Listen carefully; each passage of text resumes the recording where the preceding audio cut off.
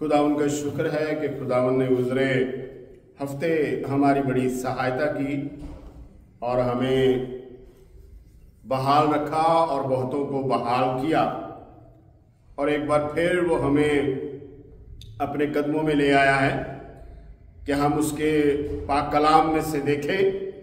تو آج جس ورد کا انتخاب کیا گیا ہے اپنی مدد اور رہنمائی کے لیے، اصلاح اور تربیت کے لیے، مقدس پطرس رسول کا پہلا خط گزشتہ کی طرح اس کا پہلا ہی باب اور اس کی 22ویں آیت سے لے کر 25ویں آیت تک کلام مقدس میں سے ہم دیکھیں گے۔ آج یہ پہلے باب کا آخری ورد ہے۔ مقدس پطرس کی جانب سے ایمانداروں کے نام لکھا جانے والا پہلا خط، اس کا پہلا ہی باب اور اس کی 22ویں آیت سے لے کر 25ویں آیت تک کلام خدا میں کچھ یوں مرقوم ہے: چونکہ تم نے حق کی تابعداری سے اپنے دلوں کو پاک کیا ہے، جس سے بھائیوں کی بے ریا محبت پیدا ہوئی، اس لیے دل و جان سے آپس میں بہت محبت رکھو، کیونکہ تم فانی تخم سے نہیں بلکہ غیر فانی سے خدا کے کلام کے وسیلہ سے جو زندہ اور قائم ہے نئے سرے سے پیدا ہوئے ہو۔ چنانچہ ہر بشر گھاس کی مانند ہے، اور اس کی ساری شان و شوکت گھاس کے پھول کی مانند۔ گھاس تو سوکھ جاتی ہے اور پھول گر جاتا ہے، لیکن خداوند کا کلام ابد تک قائم رہے گا۔ یہ وہی خوشخبری کا کلام ہے جو تمہیں سنایا گیا تھا۔ خداوند اس کلام کے سبب سے مجھے اور آپ سب کو بڑی برکتوں سے نوازے۔ آئیے دعا کریں۔ قدوسیت کے مالک ابراہیم، اسحاق، یعقوب کے خداوند مسیح یسوع میں ہمارے باپ، تو ہی عزت، بزرگی، حمد و ستائش کے لائق خداوند ہے۔ اے خداوند، معبودوں میں کون ہے جو اپنے تقدس کے باعث جلالی اور اپنی مدح کے سبب سے روب والا اور صاحب کرامات ہے۔ اے خداوند یسوع مسیح کے خون کی بنیاد پر میں تیرے قدموں میں ہوں اور تجھے سجدہ کرتا ہوں۔ اے خداوند، آج کی صبح میں پوری اے خداوند اقرار اور اے خداوند توجہ کے ساتھ تیرے قدموں میں ہوں اور اقرار کرتا ہوں اے خداوند کہ میں کمزور ہوں، میرا علم اے خداوند ناقص ہے۔ اے خداوند، درخواست کرتا ہوں میری کمزوریوں کو اپنے زور میں بدل دے۔ کامل استاد روح القدس کی سہایتا میسر کر میرا روح جان جسم اے خداوند اس کے قبضہ میں رہے، اور اے خداوند آج کی حاضر جماعت اور تمام اے خداوند دیکھنے سننے والے اے خداوند برکت پائیں۔ انہیں اے خداوند اپنے کلام کی سمجھ عطا کر، اپنا جلال ظاہر کر، اور ہم سب کی اے خداوند سہایتا کر، تاکہ آج کا کلام ہماری تقویت، نصیحت اور بحالی کے لیے اے خداوند ہماری زندگیوں کو سراب کر سکے۔ مسیح یسوع کی خاطر یہ چاہتا ہوں، آمین۔ ہم جب بھی کوئی چیز کو شروع کرتے ہیں تو خدا کی قدرت کو دیکھتے ہوئے، بیان کرتے ہوئے ہم ابتدائے عالم سے شروع کرتے ہیں۔ جب خدا نے کائنات کو خلق کیا تو ایک کائنات جو ہے، ایک دنیا جو ہے، ایک انسان جو ہے، وہ ابتدائے عالم سے خلق ہو رہا ہے، ازل سے خلق ہو رہا ہے، اور ایک دنیا، ایک آدم، خداوند یسوع مسیح جو ہے وہ اس کو تخلیق کر رہے ہیں۔ وہ آدم کہلاتا ہے جو پہلے تخلیق کیا جا رہا ہے، اور یہ جو دوسرے نمبر پر تخلیق کیا جا رہا ہے یہ ایماندار کہلاتا ہے۔ پہلی تخلیق کا عرصہ جو ہے وہ آدم سے لے کر یوحنا استباغی تک جو ہے وہ چلتا ہے، اور ہم دیکھتے ہیں کہ نئی تخلیق جو ہے وہ ایماندار سے لے کر روز محشر تک، ابدیت تک، اور خداوند یسوع مسیح کی دوبارہ آمد تک یہ سلسلہ جو ہے چلے گا کہ خدا انسان کو ایماندار کے طور پر جو ہے وہ خلق کر رہا ہے، تخلیق کر رہا ہے۔ یوں انسان ایماندار ہونے کے لیے، بننے کے لیے موت سے نکل کر زندگی میں داخل ہوتا ہے، اور ابلیس سے آزاد ہو کر وہ اس جیت اور فتح میں شامل ہوتا ہے جو اس کے لیے خداوند یسوع مسیح نے حاصل کی، اور وہ گناہ پر غالب رہتا ہے۔ اور یہ سب کچھ نشانیاں، نشانات، ثبوت اس کے کردار میں ہمیں ملتے ہیں۔ اور یہ جو کردار اور رویے کا بدلنا ہے، یہی نئی پیدائش کہلاتا ہے۔ اور پطرس رسول جو ہے وہ 22ویں آیت میں ہمیں یوں مخاطب کرتے ہیں، 22ویں اور 23ویں آیت میں، چونکہ تم نے حق کی تابعداری سے اپنے دلوں کو پاک کیا ہے، جس سے بھائیوں کی بے ریا محبت پیدا ہوئی، اس لیے دل و جان سے آپس میں بہت محبت رکھو، کیونکہ تم فانی تخم سے نہیں بلکہ غیر فانی سے، خدا کے کلام کے وسیلہ سے جو زندہ اور قائم ہے، نئے سرے سے پیدا کیے گئے ہو۔ نئے سرے سے پیدا ہونا، نئی پیدائش حاصل کرنا، اور یہی جو ہے وہ نئی تخلیق کہلاتی ہے۔ اور آج ہم اسی مضمون کے بارے میں سیکھ رہے ہیں، تخلیق نو کا برتاؤ، نئی پیدائش کا معیار، یا تخلیق نو، نئی تخلیق کی ذمہ داری۔ پولس رسول اس کے بارے میں کہتے ہوئے یوں فرماتے ہیں، دوسرا کرنتھیوں اس کا 5واں باب 17ویں آیت میں، اس لیے اگر کوئی مسیح میں ہے تو وہ نیا مخلوق ہے، پرانی چیزیں جاتی رہیں، دیکھو وہ نئی ہو گئی، رویے بدل گئے، جو ظالم تھا مظلوم بن گیا، جو دھوکے باز تھا وہ ایماندار بن گیا، جو جھوٹ پر جھوٹ بولتا تھا وہ سچائی کا پیرو بن گیا، وہ جو ظلم سہتا تھا اب سوال کرنے لگا۔ اور اس کو ہم نئی پیدائش، تخلیق نو سے تعبیر کرتے ہیں۔ اور نئی پیدائش کا مطلب ہی یہی ہے کہ رویے اور سبھا، ہمارے برتاؤ کے اندر جو ہے وہ تبدیلی آ جاتی ہے۔ اور نئی پیدائش کا جو مطلب ہے وہ ہے رویوں کا بدل جانا، اور یہ شخصیت کے مطابق ہوتا ہے۔ اگر کوئی گناہگار ہے اور وہ اپنے رویے سے ہٹتا ہے، بدلتا ہے، تو وہ ایماندار کہلانے لگے گا۔ اگر ایک استاد ہے اور وہ بہت محبت کے ساتھ تربیت کر رہا ہے، نظر انداز کر رہا ہے غلطیاں، تو ایک وقت آئے گا کہ وہ بچوں کے مستقبل کے لیے اپنے رویے میں تبدیلی لائے گا، جو نقصان کا سبب ہے انہیں ہٹائے گا، جو بہترین ہے انہیں اور اچھا بنانے کی کوشش کرے گا، بہتر سے بہترین کی طرف لائے گا۔ اور خداوند یسوع مسیح نے بھی اپنے لیے نئی پیدائش کا لفظ استعمال کیا۔ متی کی انجیل 19واں باب اس کی 28ویں آیت، یسوع نے ان سے کہا، میں تم سے سچ کہتا ہوں کہ جب ابن آدم نئی پیدائش میں اپنے جلال کے تخت پر بیٹھے گا تو تم بھی جو میرے پیچھے ہو لیے ہو 12 تختوں پر بیٹھ کر اسرائیل کے 12 قبیلوں کا انصاف کرو گے۔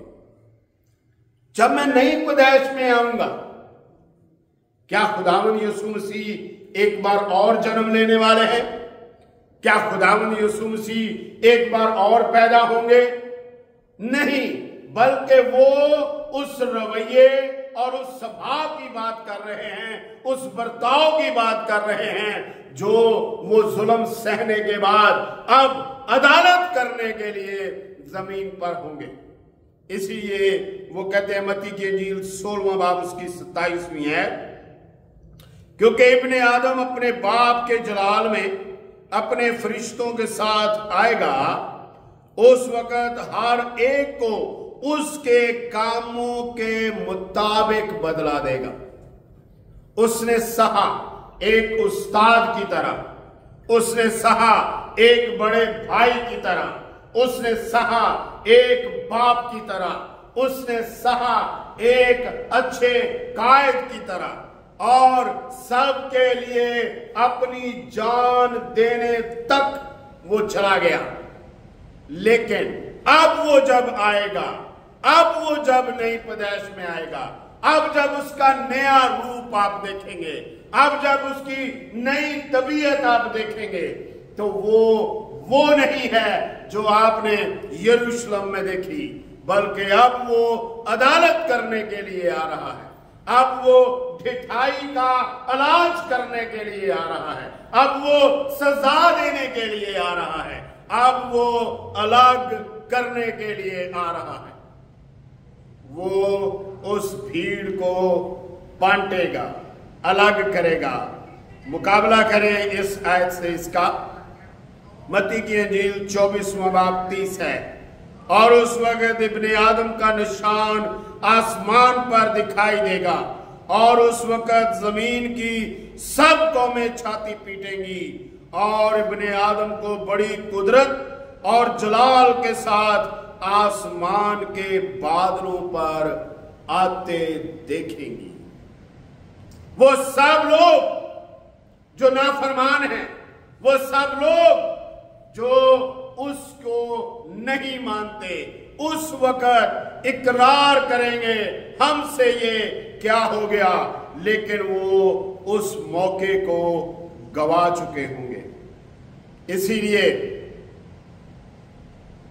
पतरस इन लोगों को कह रहा है कि तुम में एक एहसास आ गया कि तुम्हारी रूहें जो हैं वो पाक साफ कर दी गई हैं।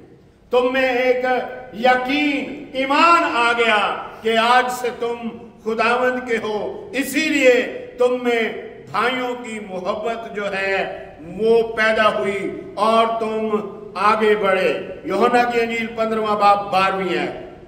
मेरा हुक्म ये है कि जैसे मैंने तुमसे मोहब्बत रखी, तुम भी एक दूसरे से मोहब्बत रखो। और पहला यूहन्ना 4वां बाब उसकी 11वीं और 12वीं आयत में है, आए अजीजो, जब खुदा ने हमसे ऐसी मोहब्बत की तो हम पर भी एक दूसरे से मोहब्बत रखना फर्ज है। खुदा को कभी किसी ने नहीं देखा। अगर हम एक दूसरे से मोहब्बत रखते हैं तो खुदा हम में रहता है और उसकी मोहब्बत हमारे दिलों में कामिल हो गई है। यहां पर जो कामिल होने से मुराद है, यह है किसी चीज का मुसलसल चलते रहना।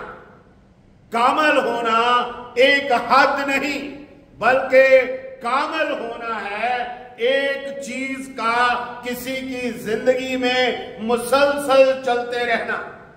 अगर ईमानदारी है तो एक जगह पर जाकर वो रुक नहीं सकती।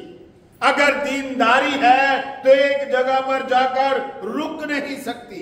ऐसे ही अगर मोहब्बत है तो वो कभी भी नफरत में बदल नहीं सकती, बल्कि मोहब्बत इस्लाह पैदा करती है, बल्कि मोहब्बत तरबियत पैदा करती है।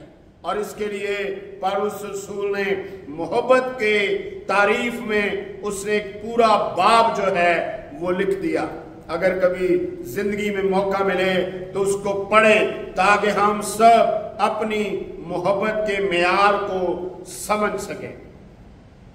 और यही एक ऐसा फेल है जो हम सबको आपस में जो है वो एक करता है। यूहन्ना की इंजील उसका 13वां बाब 35वीं है।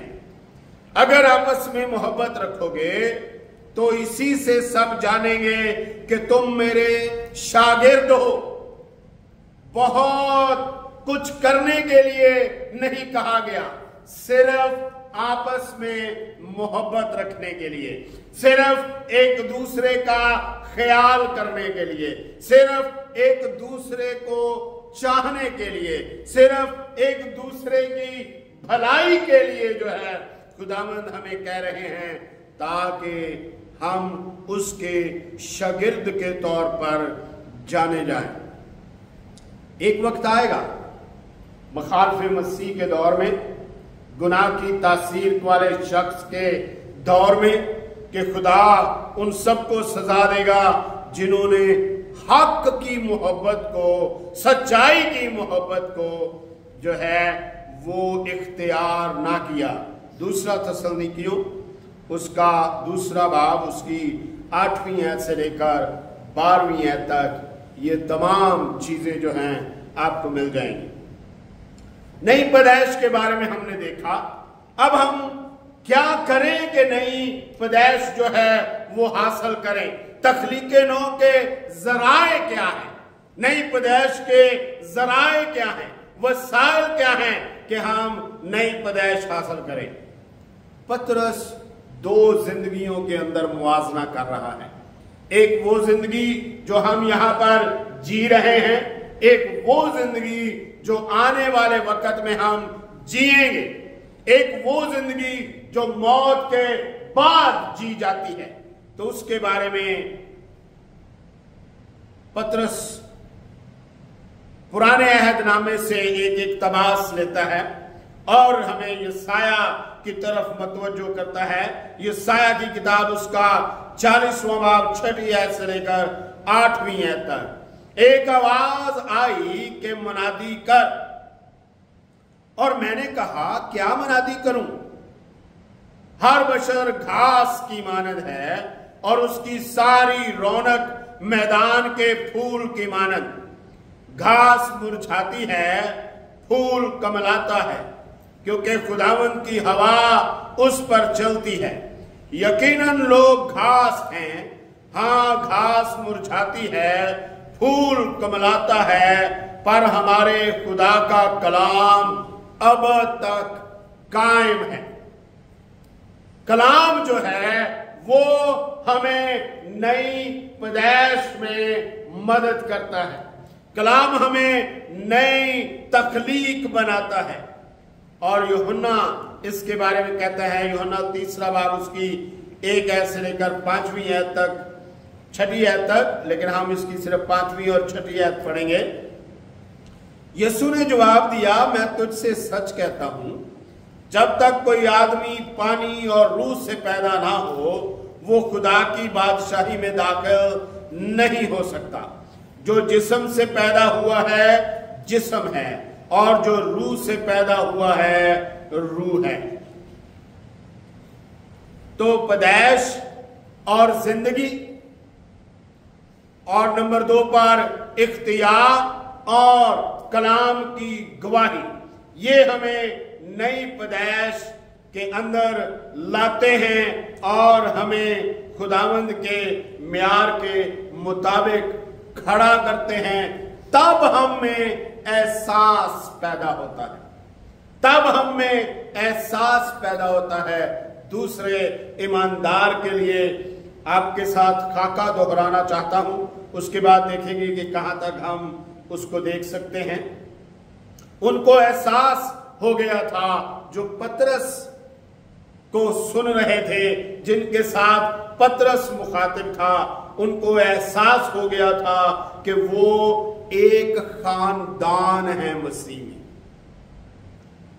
वो मसीह में क्या है? एक खानदान। वो किसी को उसके हाल पर नहीं छोड़ सकते। ये ऐसे ही है कि अगर घर में कोई बीमार हो तो हम उसको उसके हाल पर छोड़ दें। अब इसका यही है, अब कुछ नहीं हो सकता, अब हम कुछ नहीं कर सकते, अब हमारी एक जिंदगी है, अब हम क्या करें? क्या इसके साथ, इसके पास, इसके लिए बैठे रहें? और ऐसा हम ईमानदारों के लिए नहीं कर सकते, क्योंकि हम मसीह में एक खानदान हैं। हम उन्हें छोड़ नहीं सकते। ہم انہیں نظر انداز نہیں کر سکتے۔ دوسرا تسلنیکیوں اس کا دوسرا باب 13ویں آیت سے لے کر 15ویں آیت تک۔ لیکن تمہارے بارے میں اے بھائیو، خداوند کے پیارو، ہر وقت خدا کا شکر کرنا ہم پر فرض ہے، کیونکہ خدا نے تمہیں ابتدا ہی سے اس لیے چن لیا تھا کہ روح کے ذریعے سے پاکیزہ بن کر اور حق پر ایمان لا کر نجات پاؤ، جس کے لیے اس نے تمہیں ہماری خوشخبری کے وسیلے سے بلایا، تاکہ تم ہمارے خداوند یسوع مسیح کا جلال حاصل کرو۔ بس اے پیارے بھائیو، ثابت قدم رہو اور جن روایتوں کو تم نے ہماری زبانی یا خط کے ذریعے سے تعلیم پائی ان پر قائم رہو۔ کتنی خوبصورت بات پولس رسول جو ہے وہ ہمیں بتا رہا ہے، تسلنیکیوں کی کلیسیا کے ایمانداروں کو کہہ رہا ہے، خدا کے جلال میں سب شریک ہو، تم اس کے جلال کا حق رکھتے ہو۔ اور آج ہم کتنی باتوں میں جو ہے وہ ایک دوسرے کو دھکیل رہے ہیں، کتنی جگہ کے اوپر ہم ان تمام چیزوں کے جو ہے وہ ہجوم میں لپیٹے ہوئے ہیں، لیکن پالوس کہتا ہے ہم اسی سے اس محبت کو ظاہر کر سکتے ہیں کہ ہم ایک دوسرے کو ناراض نہ کریں، بلکہ ہم کمزور کا زور بنے اگر ہم زوراور ہیں۔ لیکن اگر ہم کمزور ہیں تو ہمیں زوراور کے ساتھ تعاون کرنے کی ضرورت ہے، اس کے ساتھ ہمیں جو ہے وہ لڑنے جھگڑنے کی ضرورت نہیں ہے۔ اس کے بعد نمبر دوسرے پر ان کو یہ سمجھ آ گئی تھی، ان کے اندر یہ احساس تھا کہ وہ ایک دوسرے کے ساتھ مسیح یسوع کے خون کے سبب سے وابستہ ہے۔ دوسرا تسلنیکیوں دوسرا باب 14ویں ہے، جس کے لیے اس نے تمہیں ہماری خوشخبری کے وسیلے سے بلایا، تاکہ تم ہمارے خداوند یسوع مسیح کا جلال حاصل کرو۔ اور تیسرے نمبر پر یہ قوم سے کچھ زیادہ ہے۔ ہم اپنی قوم کو بہت پیار کرتے ہیں، ہم اپنے خاندان کو بہت پیار کرتے ہیں، لیکن یہ قوم سے بڑھ کر ہے، یہ قوم سے اعلیٰ ترین ہے۔ رومیو کے نام پولس رسول کا خط اس کا 9واں باب 25ویں ہے۔ چنانچہ ہوسیہ کی کتاب میں بھی خدا یوں فرماتا ہے کہ جو میری امت نہ تھی اسے میں اپنی امت کہوں گا، اور جو پیاری نہ تھی اسے پیاری کہوں گا۔ ہر چیز بدل جائے گی، ہر چیز جو ہے وہ خداوند کے ہاتھ میں ہے، اور آپ کے رویے کے مطابق وہ ہمارے ساتھ سلوک کرے گا۔ ایک ایسی قوم جسے اس نے باپ کی طرح اٹھا کے رکھا، ایک ایسی قوم جس کی اس نے باپ کی طرح نگہداشت کی، آج اس سے کہہ رہا ہے میں اس امت کو جو میری امت نہیں ہے اپنی امت کہوں گا۔ قوم سے بڑھ کر ہے ایماندار کی آپس میں وابستگی، قوم سے بڑھ کر ہے ایماندار کی ایک دوسرے کے لیے محبت۔ اور چوتھے نمبر پر ہے یہ جسمانی رشتوں سے بھی بڑھ کر ہے۔ ایماندار جو خداوند یسوع مسیح پر ایمان لا چکا ہے، نئی پیدائش حاصل کر چکا ہے، نئے سرے سے پیدا ہو چکا ہے، وہ جسمانی رشتوں سے بھی بالا تر ہے۔ ایماندار کے لیے ایماندار جسمانی رشتوں سے بھی زیادہ قیمتی ہے، اور انصاف اور صداقت کے معیار پر اس کو قائم رہنا ہے۔ خداوند یسوع مسیح کلام سنا رہے تھے، واعظ کر رہے تھے، شاگرد اور بھیڑ بیٹھی ہوئی تھی، اور کسی نے آ کر उसे कहा कि तेरे भाई और तेरी माँ तेरे बारे में पूछ रहे हैं। खुदावंद ने उससे मुखातिब होकर कहा, कौन मेरी माँ और कौन मेरे भाई। आइए देखते हैं मत्ती की इंजील उसका 12वां बाब 49वीं और 50वीं है।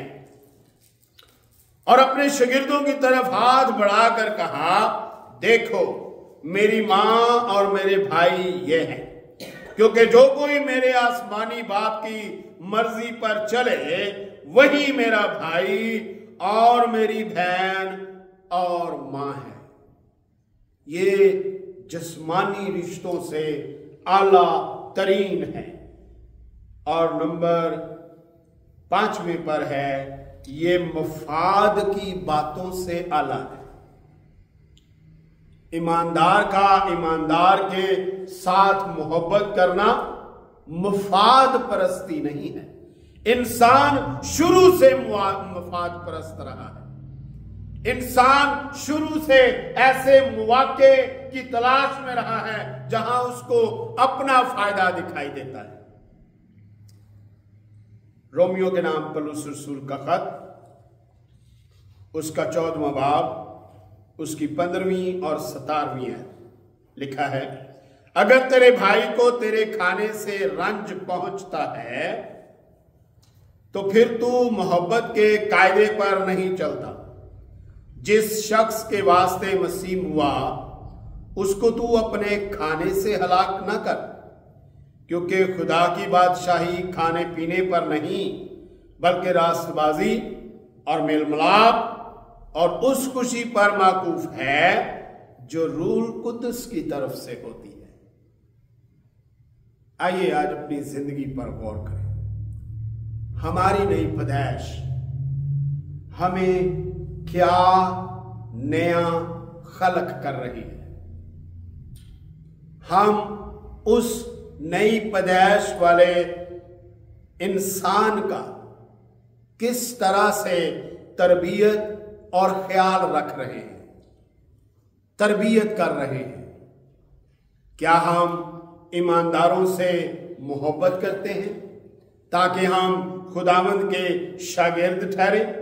क्या हमारे अंदर ये एहसास है कि हम किसी ईमानदार को नजरअंदाज नहीं कर सकते, हम उसको उसके हाल पर छोड़ नहीं सकते? जिस तरह पतरस कहता है,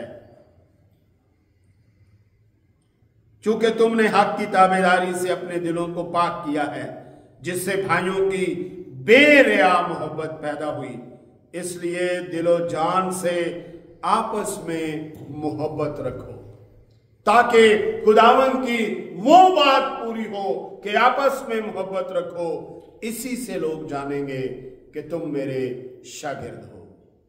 आइए आज अपनी अपनी जिंदगी पर गौर करें और अपने आप को एक मौका दें, उसके साथ बैठें, उसको यकीन दिलाएं कि हम उसके शागिर्द हैं, हम उसकी पैरवी करते हैं, हम उसके पीछे चलते हैं, हम उसके लोगों से मोहब्बत करते हैं। खुदावंद इस कलाम के सबब से मुझे और आप सबको बड़ी बरकतों से नवाजें।